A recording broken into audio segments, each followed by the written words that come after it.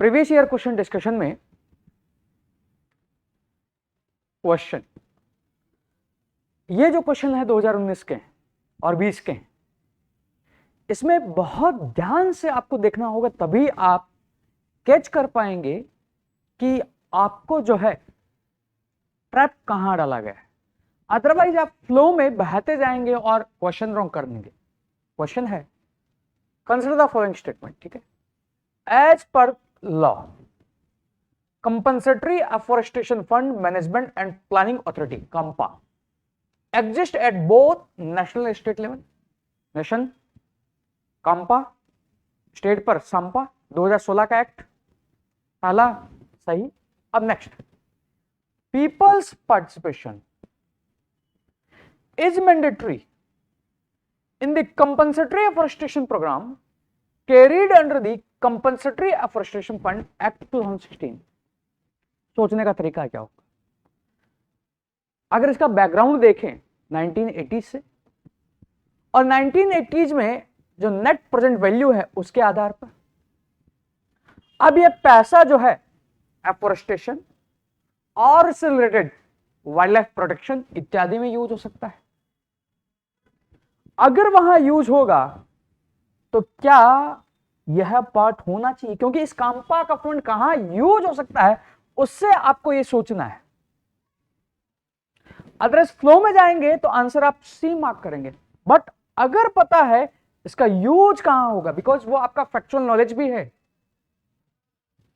तब आप कहेंगे कि नहीं 2 नहीं होगा, इसका आंसर क्या होगा? फिर 1 ओनली होगा। इस तरह आपको सोचना है, बिकॉज आप इसमें क्या थिंकिंग या क्या थॉट प्रोसेस लगा रहे हैं उसके बेसिस पर आपका आंसर होगा। अदरवाइज जल्दबाजी में आप इसका आंसर सी मार्क करेंगे। नेक्स्ट क्वेश्चन, ये क्वेश्चन जब पूछा गया था तो न्यूज में था। 1927 एक्ट में अमेंडमेंट हुआ था। अब अमेंडमेंट हुआ था, बट उसको अगर आपने डीप में नहीं पढ़ा, उस समय कई लोगों ने डीप में नहीं पढ़ा, तो क्वेश्चन गलत हुआ। क्वेश्चन यहाँ क्या कर रहा है? Consider the following statement as per recent amendment, ठीक है। The Indian forest act 1927, forest dwellers have the right to fell the bamboo grown on forest area। है कि यूपीएससी कितना बारीकी से आपको क्वेश्चन पूछ सकता है अगर आपने खबर पढ़ी है, उसको ध्यान से नहीं पढ़ा है। ये अमेंडमेंट तो हुआ था और राइट भी था फॉरेस्ट डीलर्स को, बट इस कंटेक्स्ट में जो बेम्बू फॉरेस्ट एरिया के बाहर है उसके कंटेक्स्ट में राइट दिया गया था, न कि उस बंबू के लिए जो फॉरेस्ट के अंदर है। इतना माइन्यूटली यहां से इसने पूछ लिया। बट ऐसा क्वेश्चन गलती आपसे होगी, बट 21-22 के लिए, 22-23 एग्जाम के लिए आपको सोचना है कि इस तरह खबर आ रही है, इतना माइन्यूटली वो पूछ सकता है, तो आपको उतना बारीकी से आपका इंटरप्रिटेशन होना चाहिए। फर्स्ट गलत है। Second, as per the scheduled tribe and other traditional forest dwellers, bamboo is a minor forest produce, सही है। Scheduled tribe and other traditional forest dwellers Act 2006 allows ownership of minor forest produce to forest dwellers, सही है, क्योंकि minor forest produce की definition भी यही है। और इसके 15 साल हो रहे हैं, तो मेंस 2021 में 2006 पर क्वेश्चन हो सकता है, और प्रीलिम्स में तो लगातार 18 के बाद एक न एक क्वेश्चन इस एक्ट पर आ ही रहा है। इसका आंसर है 2 और 3, but most of the candidate ने इसका आंसर 1, 2, 3 किया था। अब यह क्वेश्चन नहीं है, बट इससे आपको सीखना है इंटरप्रिटेशन के बेसिस पर यूपीएससी कैसे क्वेश्चन पूछ सकता है। Next question, with reference to the management of minor minerals in India consider the following statement. Although ये इकोनॉमी भी हो सकता है, sand is a minor mineral, because sand के कारण इसको यहां पर इकोनॉमी में रखा है। According to the prevailing law in the country, गौण खनिज है,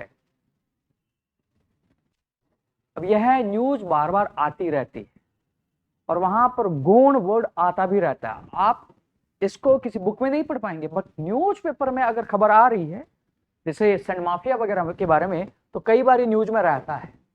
फिर है state government have the power to grant mining leases for minor mineral, but the power regarding formation of rule related to grant of minor mineral lie with the central government. इस question में क्या है, statement का आपको contradiction देख सकता है। एक तरफ वो लीज देगी, पर जब लीज देगी किसको देना है क्या नहीं देना है, तो बाय लॉज बाय रूल्स बनाने का पावर सेंटर को डेलीगेट करना चाहिए कि नहीं करना चाहिए, करना चाहिए। अदरवाइज ये काम ढंग से कर ही नहीं पाएगी। अगर ऐसा सोचोगे तो कहोगे सेकंड गलत है, सेकंड गलत है, फर्स्ट सही है, तो आंसर ऑटोमेटिक आपका जो है आएगा। State government have the power to frame rules to prevent illegal mining of minor mineral. अब यहां से ये भी हो सकता है 3 होगा तो 2 नहीं होगा, तो 2 और 3 एक साथ नहीं आ सकते, तो इससे भी आप हटा सकते हो। अब आपका बचेगा A एंड C।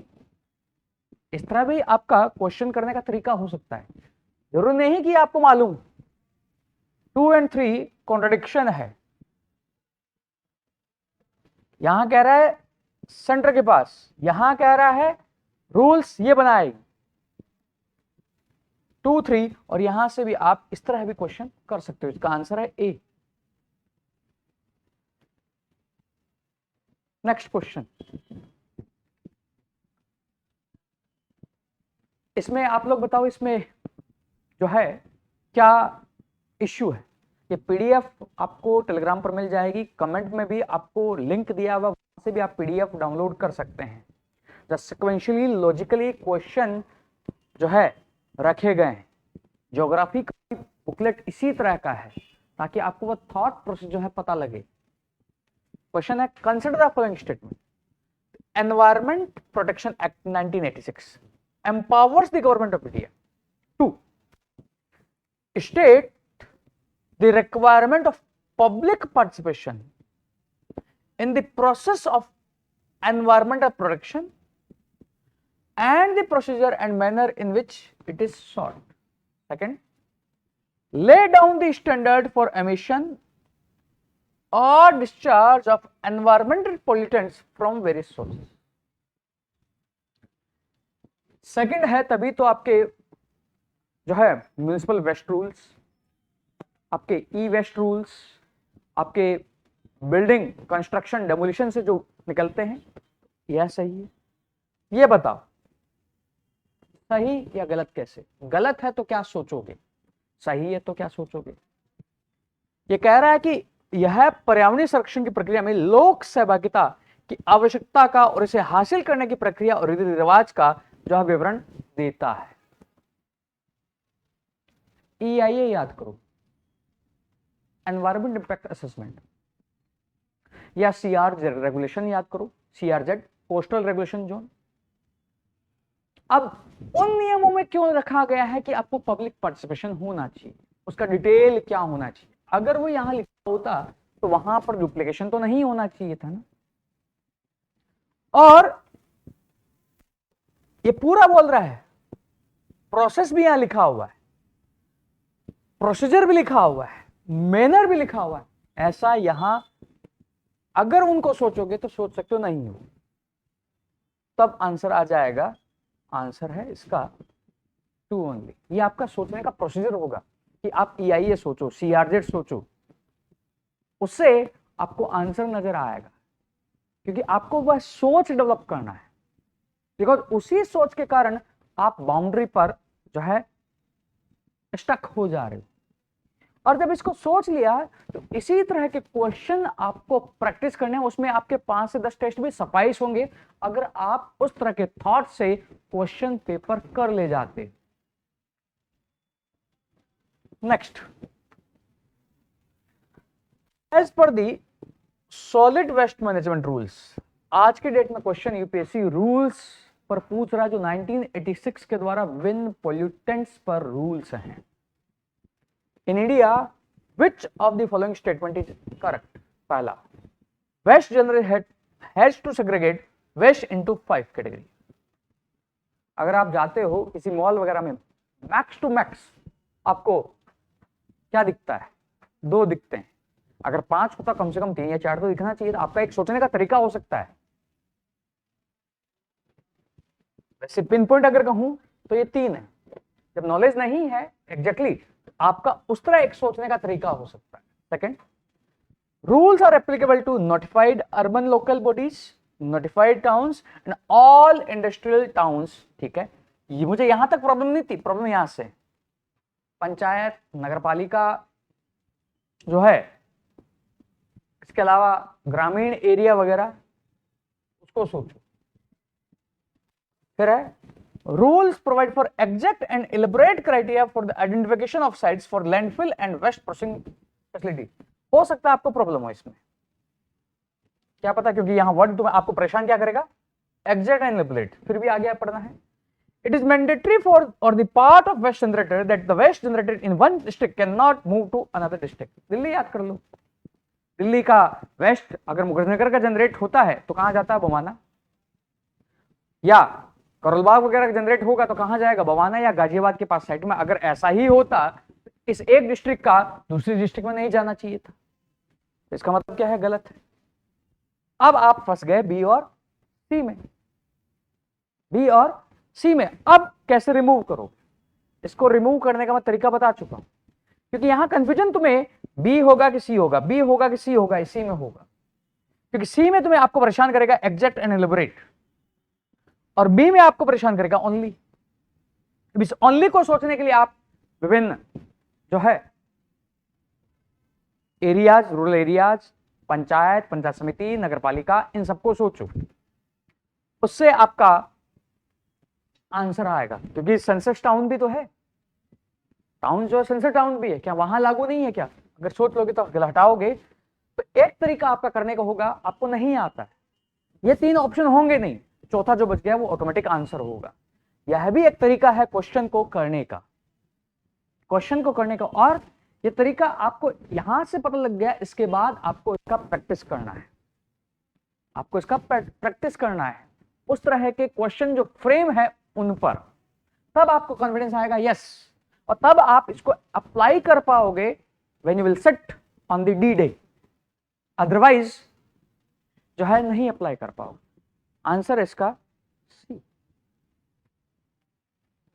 इस तरह जो है आपको क्वेश्चन करना है, और यह तरीका है उस 45 से 55 का जो बाउंड्री है, जिस विशेष साइकिल में आप फंसे हुए हो, उससे बाहर निकलने का। आपने जो है टेस्ट उसके बारे में पूछा है, वो 15 तारीख को जो है ऐप है जिसका लिंक डिस्क्रिप्शन में दिया हुआ है, वहां लाइव हो जाएगा। प्रैक्टिस टेस्ट जो है उसको आप देख सकते हो, और उससे आप लेवल लगा सकते हो कि उसका लेवल क्या होगा। सेम लेवल है जो यूपीएससी पूछ रहा है, वो थिंकिंग का लेवल है कि आप क्वेश्चन कैसे अप्लाई करके करोगे, आप किस थॉट प्रोसेस से करोगे। ऐसा नहीं कि आपको कंटेंट है तो मात्र कंटेंट से क्वेश्चन हो जाएगा, बिकॉज प्रीलिम्स जो है एक हद तक कंटेंट के बाद आपका सोच का गेम है, उस सोच को जो है डेवलप करना है। चाहे एनवायरमेंट हो, साइंस एंड टेक हो, ज्योग्राफी हो, इकोनॉमी हो, पॉलिटी हो, सब जगह एक बेसिक के बाद आपको वो थॉट जो है वो अप्लाई करना है। सो आज के लिए इतना ही। Like this video, subscribe to the channel and share this video. Notification आप दबा सकते हैं ताकि जब भी वीडियो अपलोड होगा आपको जो है वो नोटिफिकेशन आएगा, तो बेल आइकन भी दबा दीजिएगा। Thank you.